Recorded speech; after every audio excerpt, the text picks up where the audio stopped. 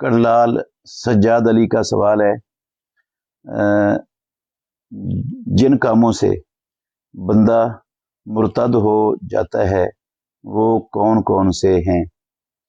بھائی جان، بندہ اسلام کے کسی بھی بدیہی ضروری امر کا انکار کر دے تو وہ مرتد ہو جاتا ہے۔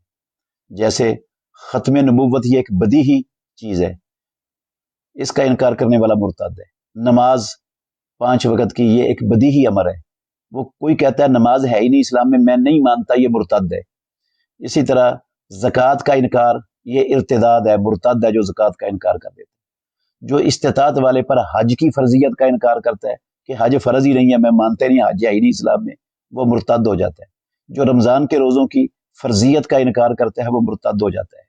تو اسلام کا کوئی ایسا حکم جو بدیہی طور پر معلوم ہے ہر ایک کو، اس کا انکار کرنا ارتداد ہے۔ اللہ کو اور اللہ کے رسول کو گالی دینے سے بندہ مرتد ہو جاتا ہے، اللہ اور اللہ کے رسول کی توہین کرنے سے۔ تو اور بھی کئی کام ہیں جن کاموں کی وجہ سے اس کا اسلام ٹوٹ جاتا ہے، اسلام ختم ہو جاتا ہے۔